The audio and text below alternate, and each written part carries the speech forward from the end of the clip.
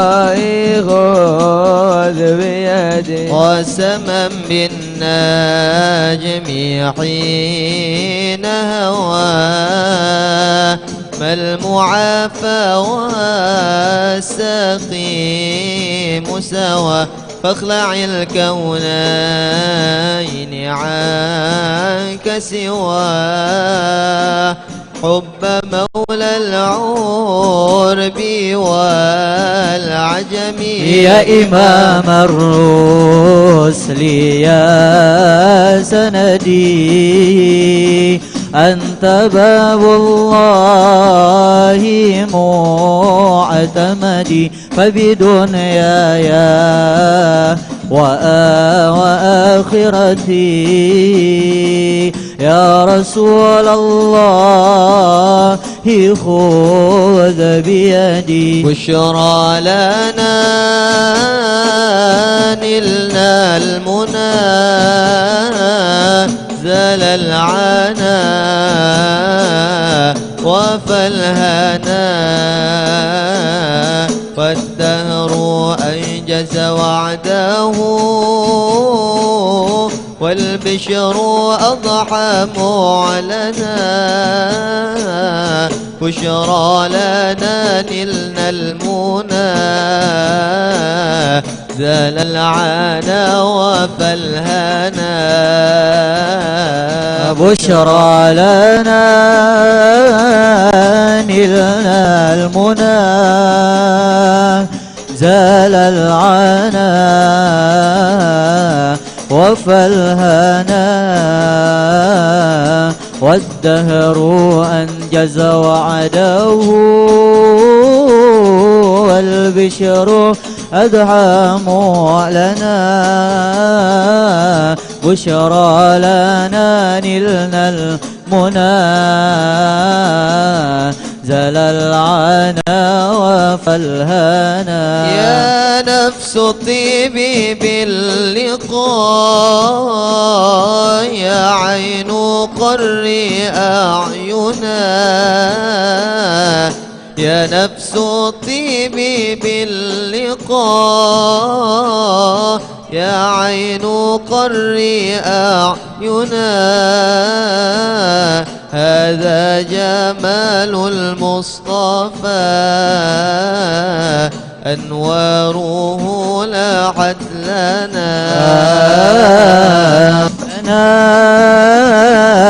نلنا المنى زال العنا وفالهنا والدهر أنجز وعده والبشر أضحى معلنا بشرى لنا نلنا المنى زال العنا وفالهنا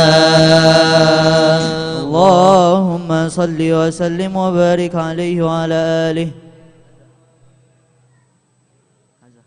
اللهم صل وسلم وبارك عليه وعلى آله هذا وقد نشر الإله نعوته في الكتب بينها لنا تبيانا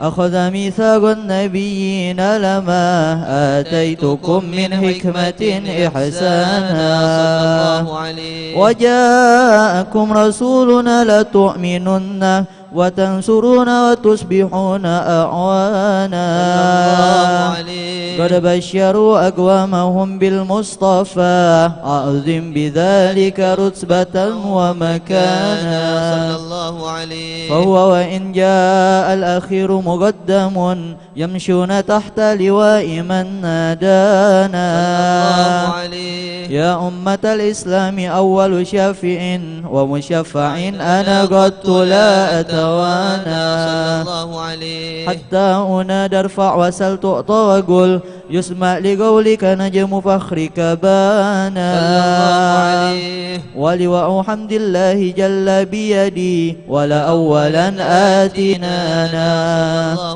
وأكرم الخلق على الله أنا فلقد حباك الله منه حنانا الله عليه ولسوف يعطيك فترضى جل من مؤت تقاصر عن عطاه نهانا صلى الله عليه بالله كرر ذكر وصف محمد كيما تزيع عن القلوب الرانا يا ربنا صل وسلم دائما على حبيبك من إليك دعانا اللهم صل وسلم وبارك عليه وعلى آله اللهم صل وسلم وبارك عليه وعلى آله لما دنا وقت البروز لأحمد أن إذن من ما شاءه قد كان حملت به الأم الأمينة بنت وهب من لها أعلى الإلانا من والد المختار عبد الله بن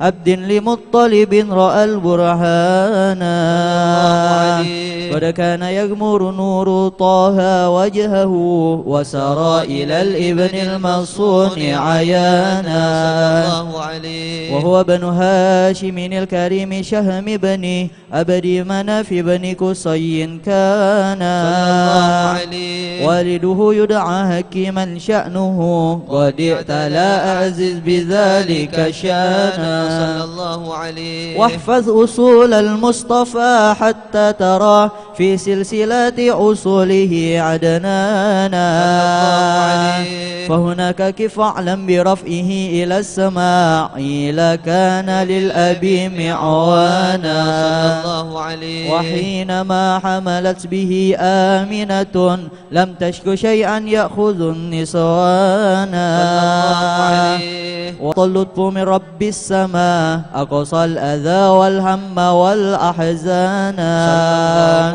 ورأت كما قد جاء ما علمت به أن المهيمن شرف الأكوان بالطهر من في بطنها فاستبشرت ودنا المخاض فأسرعت رضوانا سبحان الله الحمد لله ولا إله إلا الله الله أكبر سبحان الله لله ولا إله إلا الله الله أكبر سبحان الله والحمد لله ولا إله إلا الله الله أكبر سبحان الله والحمد لله إله إلا الله الله أكبر ولا حول ولا قوة إلا بالله العلي العظيم في كل لحظة أبدا عدد خلقي ورضا نفسي وزنة عرشي ومداد كلماتي وتجلت الأنوار من كل الجهات فوقت ميلاد المشفع حانا وقبيل فجر أبرزت شمس الهدى ظهر الحبيب مكرما ومصانا صلى الله على محمد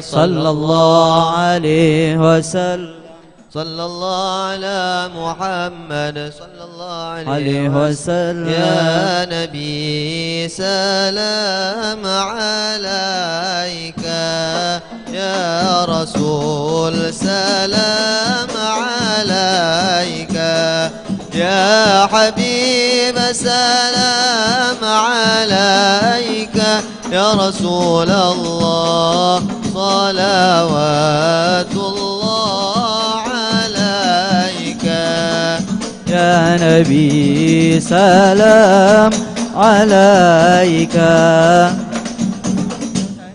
سلام عليك يا حبيب سلام عليك يا رسول الله صلوات الله عليك أبرز الله المشفع صاحب القدر المرفع فملا النور النواحي برسول الله عما كل الكون أجمع يا نبي سلام عليك يا رسول سلام عليك يا حبيب سلام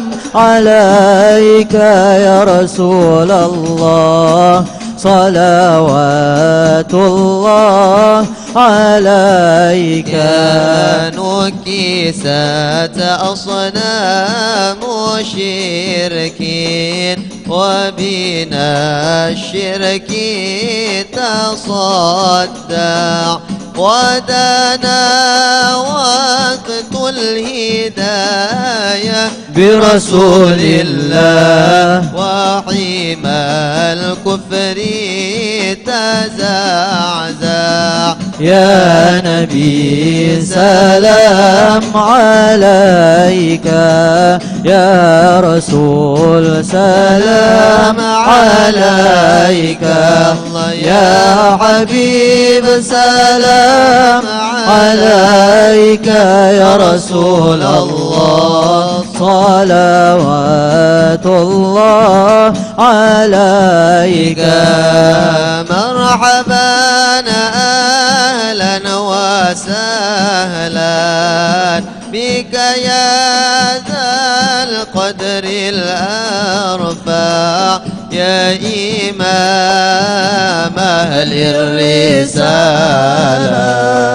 من به الآفات تدفع. يا نبي سلام عليك، يا رسول سلام عليك، الله يا حبيب سلام عليك. صلوات الله عليك.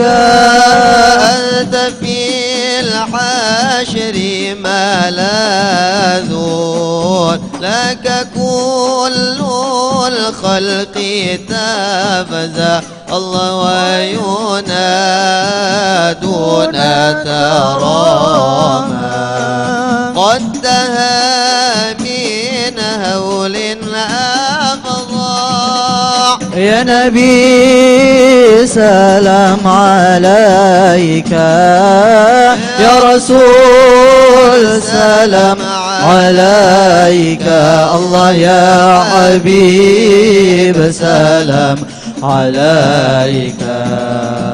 صلوات الله عليك.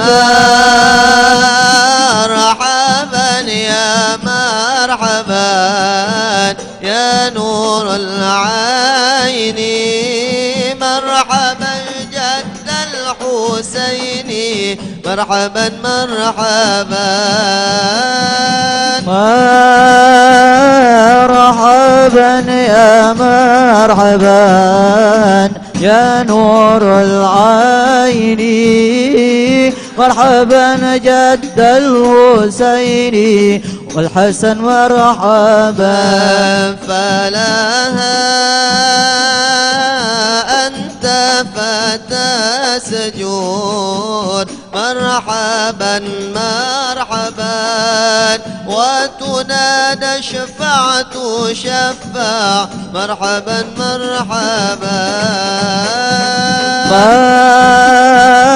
مرحبا يا مرحبا يا نور العين، مرحبا جد الحسين والحسن مرحبا.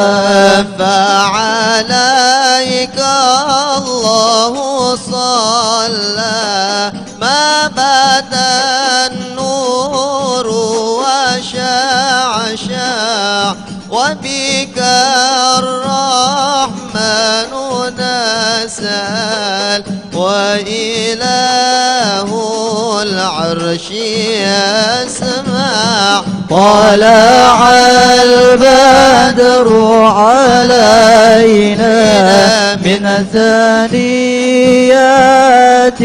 الوداع، وجب الشكر علينا ما دعا لله هداية. يا عظيم المن يا رب يا الله شملنا بالمصطفى اجمع. يا الله ربي فاغفر لي ذنوبي يا الله ببركة الهادي المشفع يا الله وبه فانظر إلينا يا الله واعطينا به كل مطمع يا الله ربي فاغفر لي ذنوبي يا الله ببركة الهادي المشفع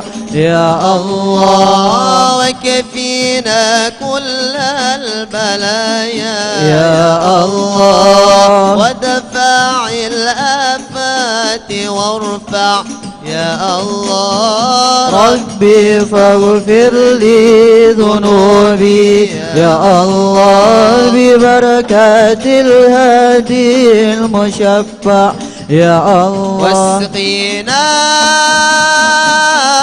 يا رب أغيثنا في حيانا الظالمة واختمي العمر بحسنا واحسني العقبى وما رجع صلى الله على محمد مرحبا صلى الله عليه وسلم مرحبا يا رسول الله على محمد مرحبا صلى الله عليه وسلم مرحبا وصلاة الله تغشى من له الحسن تجمع أحمد الطهر وآله والصحابة ما سنشاء صلى الله على محمد مرحبا صلى الله عليه وسلم مرحبا صلى الله على محمد مرحبا يا ربي صل عليه وسلم مرحبا اللهم صل وسلم وبارك عليه وعلى آله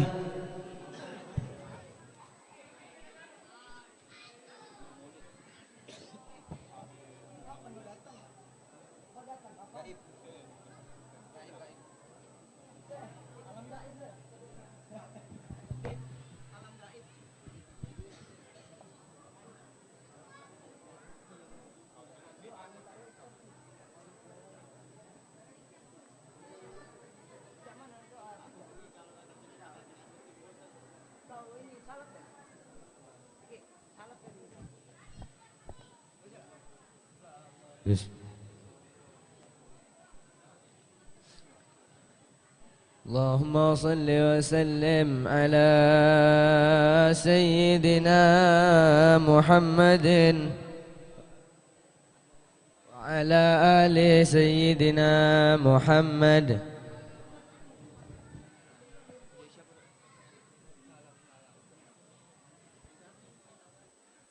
من الشيطان الرجيم. بسم الله الرحمن الرحيم. الحمد لله رب العالمين. اللهم صل وسلم على سيدنا محمد وعلى آل سيدنا محمد.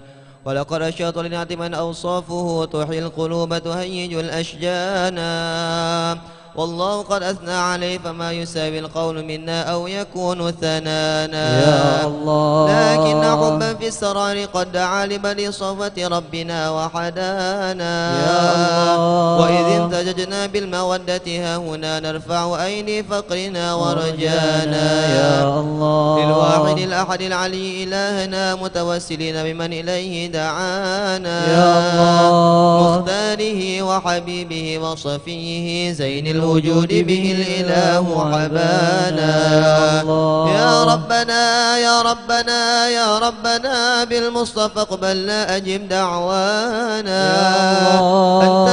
أنت لنا يا ذخرنا في هذه الدنيا وفي أخرانا يا الله أصلح لنا الأحوال واغفر ذنبنا ولا تؤاخذ ربي إن أخا واسلك بنا في نهج طه المصطفى ثمدس على قدم الحبيب خطانا يا الله أرنا بفضل منك طلعة أحمد في بهجة عين الرضا ترعانا يا الله واربط به في كل حال حمدنا وحبال من ودى ومن والانا يا الله والمحسنين ومن أجاب نداءنا وذوي الحقوق وطالبا أوصانا يا الله والحاضرين وساعيا في جمعنا ها نحن بين يديك أنت ترانا يا الله ولقد رجوناك فحقق سؤلنا واسمع بفضلك يا سميع دعانا يا الله وانصر بنا سنة طه في بقاء الأرض واقمع كل من عادانا يا الله وانظر إلينا واسقنا كأس الهنا واشف وعاف عاجلا مرضانا يا الله واقض لنا الحاجات واحسن ختمنا عند الممات وأصلح عقبانا يا الله يا رب واجمعنا وأحبابا لنا في دارك الفردوس يا رجوانا يا رب واجمعنا وأحبابا لنا في دارك الفردوس يا رجوانا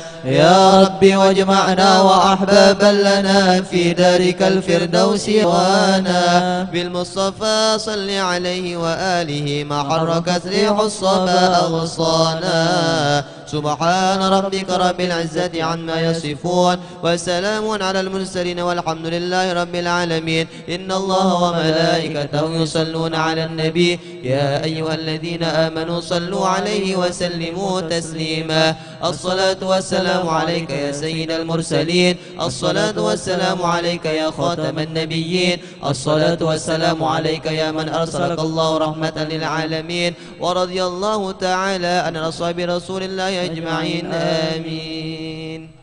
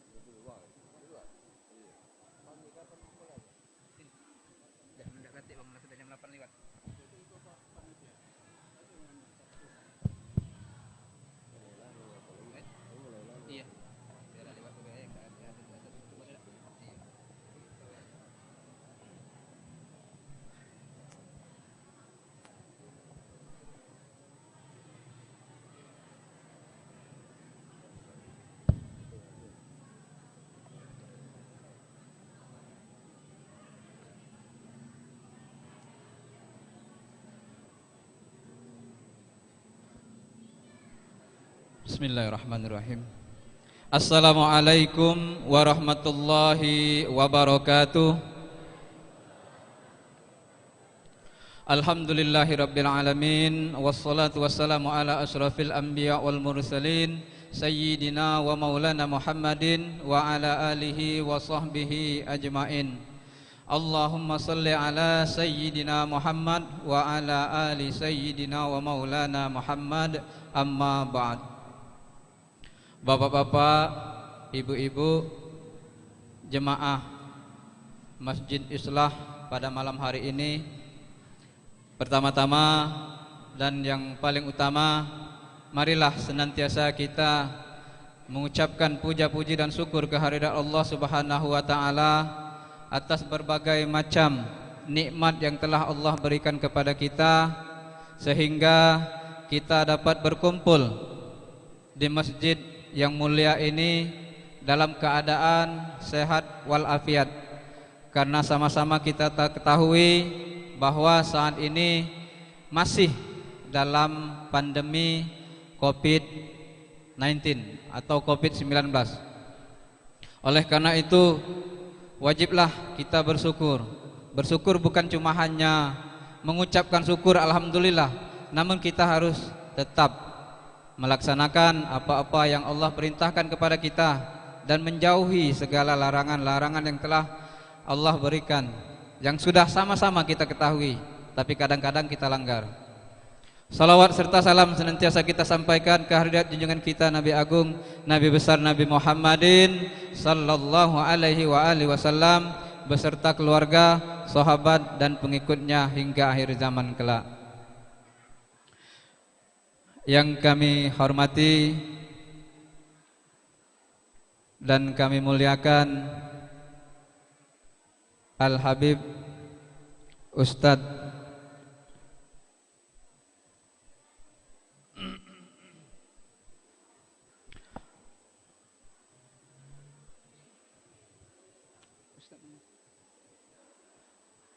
Al-Habib Ahmad Muhammad Sukri Sahab.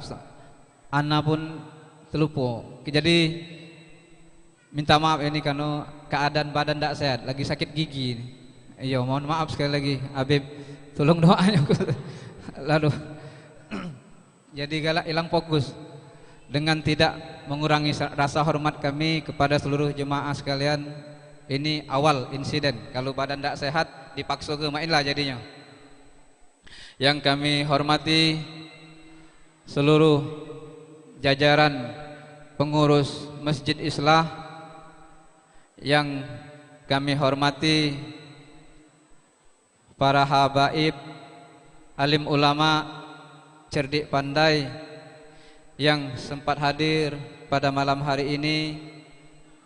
Yang kami hormati dan kami banggakan seluruh remaja Masjid Islah pada malam hari ini, yang alhamdulillah dengan penuh rasa tanggung jawab dan kerja keras serta keistiqomahan yang tinggi berusaha untuk menghadirkan sesuatu yang istimewa di peringatan 1 Muharram tahun 1442 Hijriah pada malam hari ini. Yang kami hormati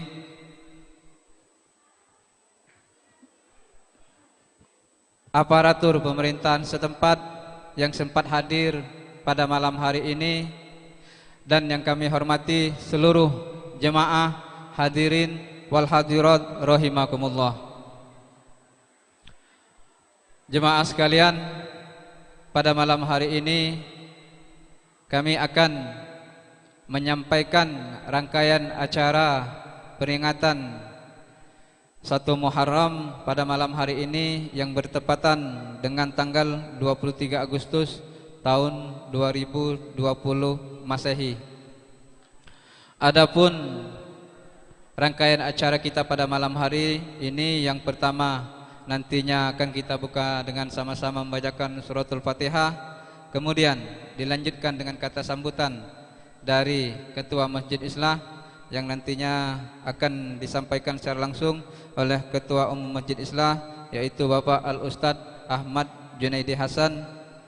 Yang ketiga nantinya akan kita dengarkan pengajian ayat-ayat suci Al-Quran, yang dalam hal ini telah hadir di tengah-tengah kita Ananda Rizik Rahmatullah, seorang anak yang baru kelas 5 SD. Alhamdulillah beliau sekarang tengah berusaha untuk menghafal Al-Quran, dan sekarang beliau telah mampu untuk menghafal 5 juz, dan nanti akan kita dengar. Semoga beliau dapat menghadirkan sebagai motivasi untuk anak-anak kita yang hadir pada malam hari ini. Kemudian kita masuki acara inti. agama Islam yang nantinya akan disampaikan oleh Bapak Al-Ustadz Al-Habib Muhammad Syukri bin Ali Shahab, dan nantinya langsung ditutup dengan doa oleh Bapak Al-Ustadz Habib Muhammad Syukri bin Ali Shahab. Itulah rangkaian acara kita yang nantinya akan sama-sama kita ikuti, dan kami mohon kepada seluruh jemaah, terutama ibu-ibu dan adik-adik, kami meminta untuk tekun dan menyimak apa-apa yang nantinya akan disampaikan oleh Al-Ustadz Muhammad Syukri Shahab. Baiklah Bapak Ibu hadirin wal hadirat rahimakumullah, marilah sama-sama kita buka majelis ini dengan sama-sama membacakan suratul Fatihah.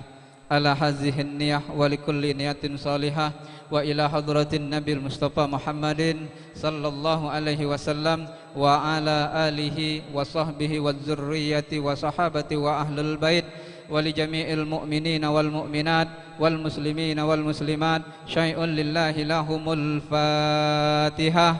A'udzu billahi minasy syaithanir rajim.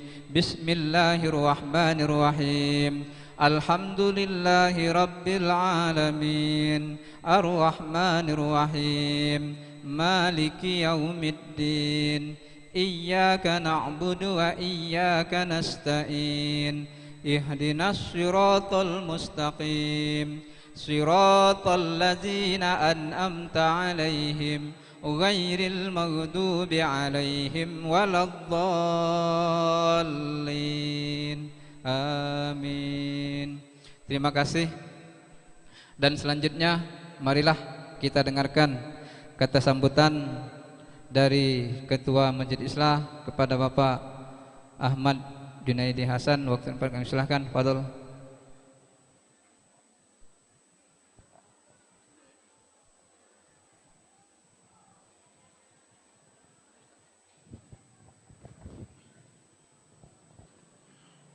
Assalamualaikum warahmatullahi wabarakatuh. A'udzu billahi minasyaitonir rajim. Bismillahirrahmanirrahim. Alhamdulillahillazi ja'ala as-sanata asy-syuhura wal ayyam wa ja'ala al-muharram awwal sanatil hijriyah wa adaduhu min idaratil qamariyah. Asyhadu an la ilaha illallah wahdahu la syarika lah wa asyhadu anna Muhammadan abduhu wa rasuluhu la nabiyya ba'dah. Allahumma shalli wa sallim ala sayyidina Muhammadin sayyidil anbiya'i wal mursalin wa ala alihi wa sahbihi ajma'in. Amma ba'du. Qala Allah ta'ala fil Qur'anil azim, ya ayyuhallazina amanu taqullaha haqqa tuqatih wa la tamutunna illa wa antum muslimun.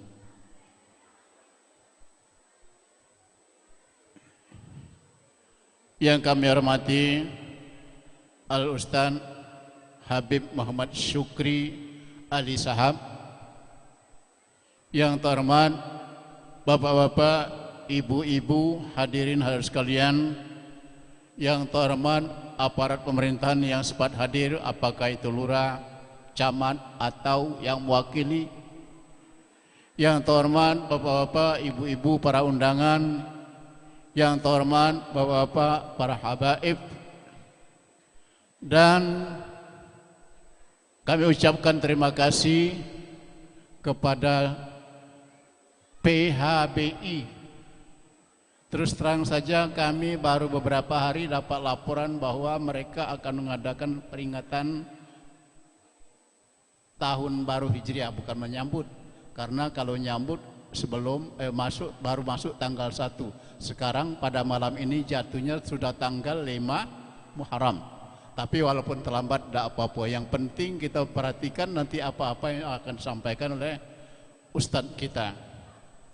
Kemudian daripada itu, Bapak-bapak, Ibu-ibu, saudara-saudara sekalian, kalau kita perhatikan tahun baru, kadang-kadang banyak yang salah persepsi. Apabila masuk tahun baru ada yang tiup lilin dan sebagainya. Sebenarnya ini satu kesalahan. Kita umat Islam apabila datangnya tahun baru hendaknya bersyukur kepada Allah Subhanahu wa taala serta kita berusaha hijrah. Hijrah dari mana? Apakah dari satu tempat ke tempat lain? Tidak. Hijrah di sana kalau selama ini kita berperilaku buruk, kita usahakan supaya tahun-tahun yang akan datang lebih baik.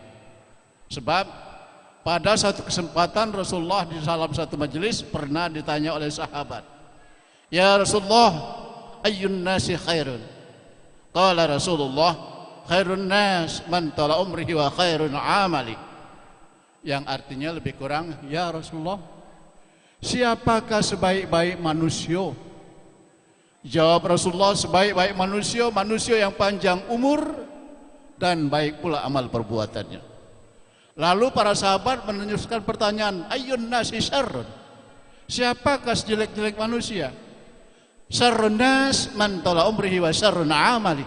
Sejelek-jelek manusia, manusia yang panjang umur dan jahat atau jelek pula amal perbuatannya. Oleh karena itu bapak-bapak, ibu-ibu, hadirin sekalian, mari kita usahakan semakin tahun semakin kita tingkatkan amal ibadah kita. Karena kita perhatikan, kita ini sebenarnya bukan panjang umur. Memang dari kelahiran kita hitung tambah panjang, tapi kesempatan di hidup di dunia semakin lama semakin berkurang, semakin lama semakin berkurang. Lama-lama datang ajal. Iza jajalahum la yastakhiruna sa'atan wala yastaqdimun. Kapan datang ajal? Tidak baca minta mundur. Sudah Tuhan, kalau itu kalau baca mundur maju kan baik. Lah ada baca juga tetap pada waktu yang telah ditentukan oleh Allah Subhanahu wa taala. Oleh karena itu kita usahakan sebagaimana dari hari ke hari peramalan kita atau amal ibadah kita semakin baik. Sehingga sesuai dengan sabda Rasulullah yang lain, man kana yaumuhu khairun bi amsin fa huwa rabihun, man kana yaumuhu yusawi bi amsin fa huwa khasirun, man kana yaumuhu sitrun bi amsin fa huwa halikun. Barang siapa di hari ini lebih baik daripada kemarin, maka dia akan tergolong orang yang beruntung. Barang siapa di hari ini sama saja dengan kemarin, dia tergolong orang merugi. Barang siapa di hari ini lebih jelek daripada kemarin atau berkurang dari kemarin, maka ia tergolong orang yang celaka. Galak jadi celaka, saya yakin dan percaya tidak ada yang mau ingin jadi celaka. Kalau yang kepengen jadi celaka namanya BOPDODO, ya. Nah itu, oleh karena itu Bapak Ibu sekalian, menghadapi atau masuki tahun baru Hijriah ini, mari kita senantiasa meningkatkan iman dan takwa kita kepada Allah Subhanahu wa taala serta senantiasa berbuat baik sesama. Ta'muruna bil ma'ruf wa tanhauna 'anil munkar. Bapak sekalian, sebentar lagi kita akan mendengarkan ceramah yang akan disampaikan oleh yang terhormat Al Ustaz Habib Muhammad Syukri bin Ali Sahab. Oleh karena itu, mendengarkan ceramah, mari kita perhatikan salah satu hadis Rasulullah, kun aliman au muta'alliman au mustami'an au muhibban wala takun khabisan fatahlak. Jadilah kamu orang yang mengajar, jadilah kamu orang yang belajar, jadi kalau kamu orang yang cinta kepada yang belajar, jadilah kamu orang yang mendengar dan jadilah kamu orang yang cinta kepada yang belajar. Jangan kamu menjadi orang yang kelima. Kalau kamu jadi orang kelima, kamu tergolong kepada orang yang celaka. Di Indonesia sudah ada satu golongan yang dilarang. Siapa?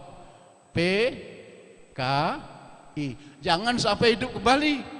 Usahakan jangan sampai dia hidup kembali. Bapak sekalian, barangkali itu saja yang dapat kami sampaikan. Mudah-mudahan sedikit akan menambahkan wawasan. Dan akhirnya saya menyadari mungkin dari penyampaian kami tadi banyak terdapat kekurangan, keliruan, khilafan dan kesalahan. Tentunya dengan kemurahan hati bapak-bapak, ibu-ibu yang ada di atas, saya pribadi tidak lupa mohon maaf, dan kepada Allah tentunya saya mohon ampun. Saya akhiri ucapan wallahul muwaffiq ila aqwamit thoriq. Wassalamualaikum warahmatullahi wabarakatuh.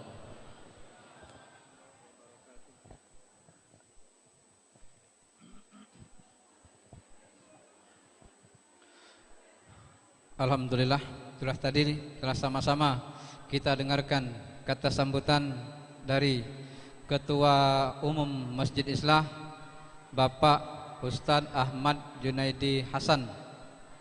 Kepadanya kami ucapkan terima kasih. Bapak Ibu hadirin wal hadirat rahimakumullah. Selanjutnya kita akan mendengarkan pengajian ayat-ayat suci Al-Quran yang dalam hal ini akan disampaikan oleh Ananda Muhammad Rizik Rahmatullah. Kepada kita semua, marilah kita dengarkan agar kita semua mendapatkan rahmat dari Allah Subhanahu wa taala. Amin ya rabbal alamin. Terutama kepada anak-anak kami minta untuk dapat menyimak. Kepada Ananda Rizik kami persilahkan.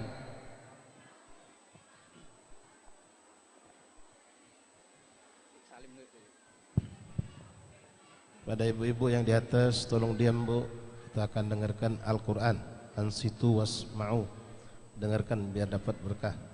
Sekali lagi untuk diam sejenak mendengarkan tilawatul Qurannya.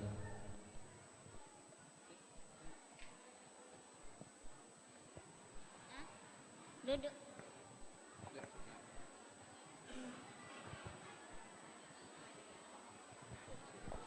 Assalamualaikum warahmatullahi wabarakatuh.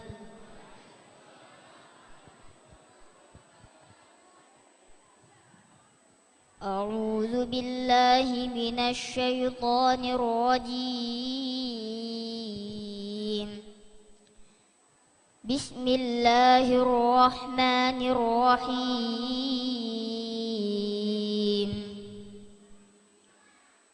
Alif Lam Mim.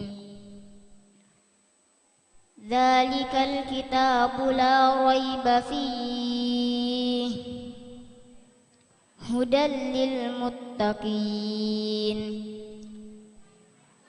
الذين يؤمنون بالغيب ويقيمون الصلاة ومما رزقناهم ينفقون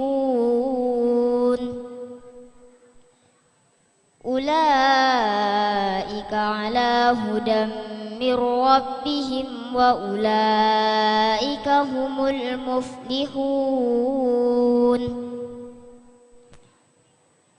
إن الذين كفروا سواء عليهم أأنذرتهم أم لم تنذرهم لا يؤمنون ختم الله على قلوبهم وعلى سمعهم وعلى أبصارهم غشاوة ولهم عذاب عظيم ومن الناس من يقول آمنا بالله وباليوم الآخر وما هم بمؤمنين يخادعون الله والذين آمنوا وما يخدعون إلا أنفسهم وما يشعرون في قلوبهم مرض فزادهم الله مرضا ولهم عذاب أليم بما كانوا يكذبون وإذا قيل لهم لا تفسدوا في الأرض قالوا إنما نحن مصلحون ألا هم المفسدون والمفسدون وإذا قيل لهم آمنوا كما آمن الناس قالوا أنؤمن كما آمن السفهاء ألا إنهم هم السفهاء ولكن لا يعلمون وإذا لقوا الذين آمنوا قالوا آمنا وإذا خلوا إلى شيء مستهزئون الله يستهزئ بهم ويمدهم في طغيانهم يعمهون أولئك الذين اشتروا الضلالة بالهدى فما ربحت تجارتهم وما كانوا مهتدين صدق الله العظيم. السلام عليكم ورحمة الله وبركاته.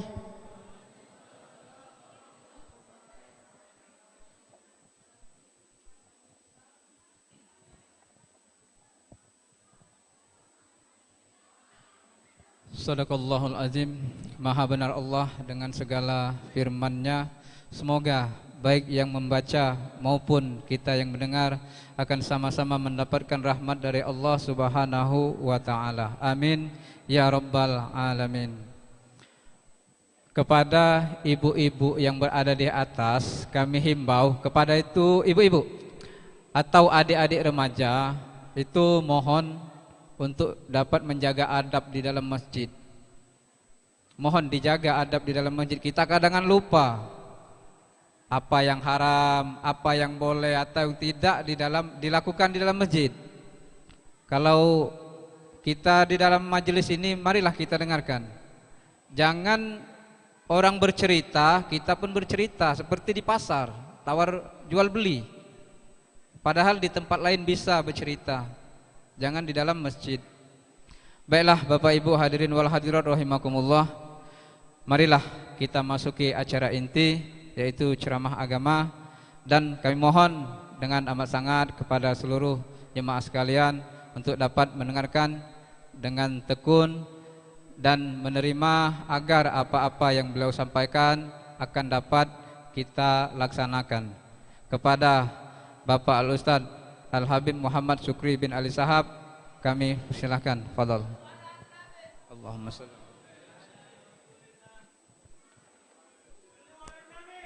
Sallallahu alaihi wasallam.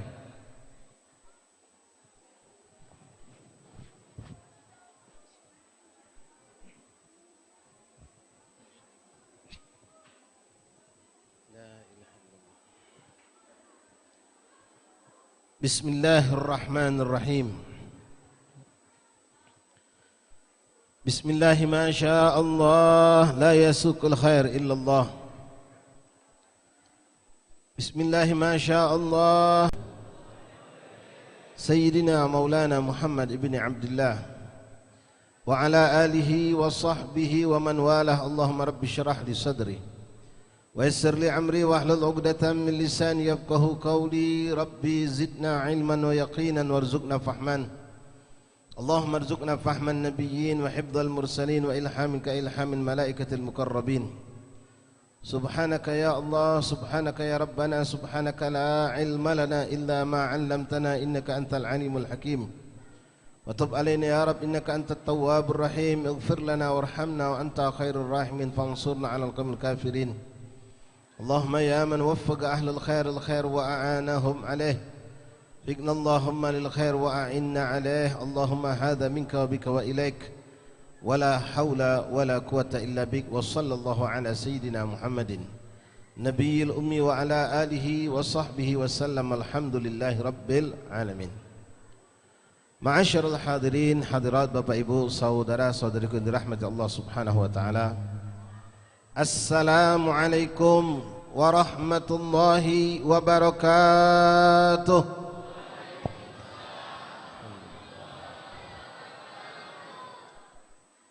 Yang kami muliakan segenap para habaib, para tokoh masyarakat, para asatizah, terkhusus ketua masjid kita dan pengurus masjid Al-Islah yang alhamdulillah berkat izin Allah kita dikumpulkan pada malam hari ini. Berkat usaha dari mereka-mereka kita mampu berkumpul kembali di masjid yang jujur saya rindu ingin kumpul lagi di sini. Cukup lama kita tidak kumpul di sini semenjak adanya Covid. Tapi alhamdulillah Covid tetap ada, kita pun sudah mulai lagi kumpul. InsyaAllah berkat kumpulnya kita di masjid ini, dengan keadaan sehat walafiat, dengan niat mengharap ridha Allah, menghidupkan syiar Islam, mengenang perjuangan baginda Rasulullah, duduk saling silaturahim, duduk untuk mengagungkan Allah dan Rasulnya, duduk dengan niat-niat yang salehah ini menjadi sebab Allah angkat dan Allah selesaikan dari negeri kita, dari kota kita, bahkan dari semua permukaan bumi Allah ini, Covid-19 ini dan semua wabah dan penyakit. Sebagaimana dulu Yathrib, kota Madinah sebelum menjadi kota Madinah adalah tempat wabah penyakit, tapi setelah dihijrahkan Allah Rasul ke tempat tersebut, maka kota Madinah berbalik 180 derajat. Yang tadinya negeri yang penuh dengan penyakit berubah menjadi negeri yang tanpa penyakit. Bahkan debu kota Madinah menjadi sumber obat buat orang-orang yang sakit. Sallu ala Nabi. Ma'asyiral hadirin rahimakumullah, alhamdulillah thumma alhamdulillah. Pada malam hari ini, malam kelima daripada bulan Muharram atau Senin pertama dari tahun 1442 Hijriah, kita dikumpulkan Allah Subhanahu wa taala untuk bersama-sama mengharap, mencoba dan meminta kepada Allah agar Allah tambahkan iman kita, Allah tambahkan rasa cinta kita kepada Allah dan Rasul, juga orang-orang yang selalu senantiasa bersama Rasulullah sallallahu alaihi wasallam, al-muhajirin wal ansar, keluarga Rasulullah, para sahabat-sahabat Rasulullah sallallahu alaihi wasallam. Ikhwani rahimakumullah, begitu besar manfaat berkumpul dengan acara yang seperti ini.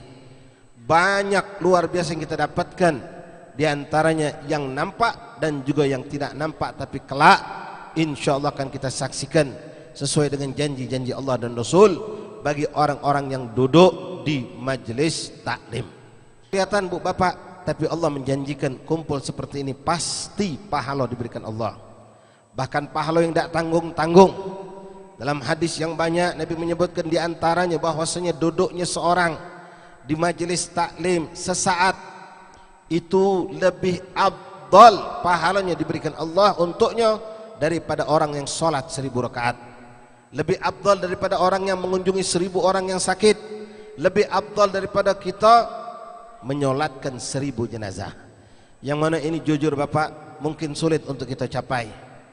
Untuk solat 1000 rakaat, solat yang diwajibkan Allah saja begitu banyak, kita sulit dan merasa berat melakukannya, apalagi untuk solat 1000 rakaat. Untuk mengunjungi orang sakit, 1000 orang sakit, berapa tahun kita butuh waktu untuk itu, apalagi untuk menyolatkan 1000 orang yang meninggal dunia. Ada di antara kita setahun paling 2 kali nyolatkan jenazah karena tidak peduli dengan hal yang besar ini. Nah, subhanallah, itu kita bisa dapatkan ibu bapak hadirin rahimakumullah dengan duduknya kita di majlis seperti ini. Belum lagi mukaffiratul dzunub, ampunan dosa yang Allah janjikan untuk orang-orang yang duduk di majlis seperti ini. Maka yakinkan ikhwan, hal-hal yang tidak nampak ini butuh keimanan kita meyakininya. Alhamdulillah, malam hari ini kita dikumpulkan Allah dalam rangka memperingati daripada tahun baru Hijriyah, tahun baru Islam. Tahun baru Islam, yang mana tahun baru Islam ini disebut dengan tahun baru Hijriyah. Ini milik umat Islam, khusus umat Islam yang memilikinya, tidak dimiliki oleh orang-orang non muslim. Tapi maaf, kalau tahun Masehi